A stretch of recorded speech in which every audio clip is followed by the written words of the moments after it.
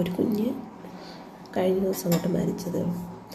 അടുത്ത ദിവസം കൊല്ലത്ത് 10 വയസ്സുള്ള കുഞ്ഞിൻ്റെ ദേഹത്ത് സ്വന്തം അച്ഛൻ തിളച്ച വെള്ളം ഒഴിച്ച് പൊള്ളിച്ചു. അത് കൊച്ച് അതിനെ കാണിക്കാൻ നിന്ന് ഡോക്ടറെ അടുത്ത് സത്യാവസ്ഥ പറഞ്ഞു. അത് തിരിച്ചറിഞ്ഞു കഴിഞ്ഞപ്പം ആ കുഞ്ഞിനെ ആംബുലൻസിൽ കയറ്റാൻ നേരം പത്രപ്രവർത്തകർ ആ കൂടെ ഇരുന്ന അമ്മയോട് ചോദിച്ചപ്പം, അതായത് അമ്മയുടെ അമ്മയാണ് അച്ഛൻ്റെ അമ്മയാണെന്നാണ് തോന്നുന്നത്, ചോദിച്ചപ്പോൾ പറയുന്നത് അത് കുഞ്ഞ് കള്ളം പറയുന്നതാണ്, അവനങ്ങനെ ചെയ്യത്തില്ല, അവൻ്റെ അച്ഛൻ പട്ടാഴിയിലാണ്. ഇവരൊക്കെ കുഞ്ഞുമക്കൾക്ക് എന്ത് പറ്റിയാലും അവരുടെയൊക്കെ മക്കൾ സേഫായിട്ടിരിക്കണം. എങ്കിൽ തള്ളയെന്ന് പറയുന്ന ആ പെണ്ണും പിള്ള ഒരക്ഷരം മിണ്ടുന്നുമില്ല. പക്ഷേ എല്ലാം തെളിഞ്ഞു. ന്യൂസുകാർ മുഴുവൻ പുറത്തുകൊണ്ടു ആ കുഞ്ഞിനെ ദേഹത്ത് പൊള്ളിച്ചതിൻ്റെ ഇതിന് മുന്നേ ഉപദ്രവിക്കുമായിരുന്നൊക്കെ. നമ്മുടെ നിയമം ഇനിയും മാറ്റി എഴുതിയില്ല എന്നുണ്ടെങ്കിൽ ഇനിയും കുഞ്ഞുങ്ങളൊക്കെ ഇതുപോലെ ക്രൂരമായ മർദ്ദനത്തിനിടയാക്കപ്പെടും. ഒരു കാര്യമില്ല, നിയമം മാറ്റി എഴുതാതെ ഒരു കാര്യമില്ലെന്ന് പറഞ്ഞാൽ ഒരു കാര്യമില്ല. കുഞ്ഞുങ്ങൾ എന്തോരോന്ന് വെച്ചിട്ടാണ് ഇങ്ങനെ അനുഭവിക്കുന്നത്. ഒരു കുഞ്ഞുങ്ങോട്ട് മരിച്ച് അതിൻ്റെ ആ ഒരു ഇത് കെട്ടടങ്ങില്ല, അതിൻ്റെ തീയും പുകയൊന്നും കെട്ടടങ്ങില്ല. അതിന് മുന്നേ കൊല്ലത്തടുത്തത് നമ്മുടെ കേരളത്തിൽ തന്നെയാണ് ഇതൊക്കെ നടക്കുന്നതെന്ന് ഓർത്തോണം. ശരിക്കും നമ്മുടെ കേരളം എന്താണ് ഒരു UP പോലെയും പണ്ടത്തെ മുംബൈ പോലെയൊക്കെ ആയിക്കൊണ്ടിരിക്കുകയാണ്. അത് എന്തുകൊണ്ടാണെന്ന് വെച്ചാൽ നിയമം പേടിയില്ലാത്തത് തന്നെ ആയതുകൊണ്ടാണ്. ഒരെണ്ണത്തിനെതിരെ കേസെടുത്ത് ഈ ജയിലിൽ കൊണ്ടുപോയിട്ട് തീറ്റി കൊഴുപ്പിക്കാതെ ഒരെണ്ണത്തിന് തക്കതായ ശിക്ഷ കൊടുത്താൽ പിന്നെ ഒരുത്തനും സ്വന്തം കുഞ്ഞിൻ്റെ എന്നല്ല മറ്റൊരു കുഞ്ഞിൻ്റെ ദേഹത്ത് കൈവെക്കാനായിട്ട് കൈപ്പൊക്കൂല. ഈ പിഞ്ചു കുഞ്ഞുങ്ങളെ ഇങ്ങനെ ഉപദ്രവിക്കുന്നതുകൊണ്ട് ഇവർക്കൊക്കെ എന്താണ് കിട്ടുന്നത്? വേണ്ടെങ്കിൽ കൊണ്ട് അനാഥാലയത്തിക്കള. എന്തിനാണ് ഇങ്ങനെ ഉപദ്രവിക്കുന്നത്? നമ്മുടെ ദേഹത്ത് തന്നെ ഒരു ചെറുതായിട്ടൊന്ന് വെള്ളം ചൂടുവെള്ളമൊന്ന് തെറിച്ചാൽ തന്നെ നമുക്ക് എന്തുമാത്രം വേദന. അന്നേരം കുഞ്ഞിൻ്റെ വയറ്റിലോട്ടൊക്കെ തിളച്ച വെള്ളം വീഴുമെന്ന് പറയുമ്പോൾ ആലോചിച്ച് കഴിഞ്ഞിട്ട് ആ തള്ള പറഞ്ഞില്ല, അത് ഒരു ഗ്ലാസ് അരിയെടുത്ത് ഗ്യാസിൽ വെച്ച് അത് അവനെടുത്ത് അതങ്ങ് ഒഴിച്ചതാണ്.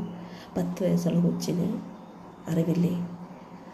10 വയസ്സുള്ള കൊച്ചിന് അറിവില്ലേ? അല്ലാതെ അതിൻ്റെ അച്ഛനൊന്നും ചെയ്യുന്നതല്ല. ഇനിയെങ്കിലും ഈ നിയമപാലകരായിട്ടിരിക്കുന്നവർ, നിങ്ങൾ എന്തിനാണ് നിയമപാലകരായിട്ട് അവിടെ ഇരിക്കുന്നത്? ജനങ്ങളുടെ ജീവനും സ്വത്തിനും സംരക്ഷണം തരുന്നുവെന്ന് മനനാഴികയ്ക്ക് 100 വട്ടം പറയുന്നുണ്ടല്ലോ. ഏത് ജനങ്ങളുടെ ജീവനും സ്വത്തിനും നിങ്ങൾ സംരക്ഷണം തരുന്നത്? അക്രമപ്പെട്ട് മരിച്ചു കഴിയുമ്പോഴത്തേക്കിന് കൊലയാളികളെ കൊണ്ട് തെളിവെടുപ്പിന് വരുമ്പോഴത്തേന് അവളുമാരുടെ ജീവനും സ്വത്തിനും നിങ്ങൾ ഇത് കൊടുക്കുന്നുണ്ട്. അല്ലാതെ മരിച്ചു പോയവരുടെ ജീവനും സ്വത്തിനും അത് മരിച്ചു പോയില്ല, ഇനി അവർക്ക് എന്ത് ഇതാണെന്നുള്ള ചിന്തയ്ക്കാണ് നിങ്ങൾ ഓരോ കാര്യങ്ങളും ചെയ്യുന്നത്. മരിച്ചെങ്കിലും ശരി, ജീവനോടെ ആണെങ്കിലും ശരി, ഓരോ മനുഷ്യൻ്റെ ജീവനും സ്വത്തിനും അവകാശം ഉണ്ട്. മുന്നോട്ട് അവർക്കുള്ള അവകാശങ്ങൾ നേടിയെടുത്ത് തരിക തന്നെ ചെയ്യണം. ആരോട് പറയാനായിട്ടാണ്? നിയമത്തിൽ ഒരു ശകലം പേടിയുണ്ടായിരുന്നു. ഒരു കേസ് നടന്ന് ഒരാഴ്ചയും കൊണ്ടാകുന്നതിന് മുന്നേ അടുത്ത കുഞ്ഞിനെ ഉപദ്രവിക്കാമെന്ന് പറയുമ്പോൾ ഒന്ന് ആലോചിച്ച് നോക്കി, എന്തുമാത്രം പേടിയാണ് ജനങ്ങൾക്കുള്ളതെന്ന്.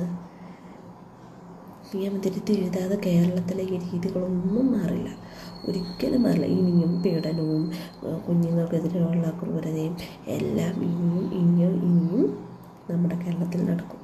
കഴിഞ്ഞ ദിവസം കണ്ടില്ലേ, ഇതിനകത്തെല്ലാം വന്ന് ഒരു ചെറുക്കനെ എടുത്തിട്ട് അടിച്ച്, ഏതായാലും അത് മരിച്ചില്ലെന്നാണ് തോന്നുന്നത്, എനിക്ക് കറക്റ്റ് കാര്യം അറിയത്തില്ല. ഇങ്ങനെ ഇതിനകത്ത് വീഡിയോ കണ്ടത്. എന്താണ് നിയമത്തെ പേടിച്ചുകൊണ്ടാണ് ഇങ്ങനെയൊക്കെ സംഭവിക്കുന്നത്?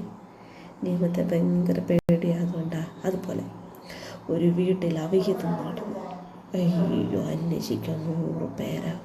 അന്നേരം വാർഡ് മെമ്പർ വരും, പോലീസുകാർ വരും, എല്ലാവരും വരും. ഒരു കുഞ്ഞിനെ ഒരു വീട്ടിലിട്ട് പീഡിപ്പിക്കുന്നു കണ്ടിട്ട് ഒരുത്തിനൊക്കെ ചോദിക്കട്ടെ, ഒരുത്തനും വേണ്ട.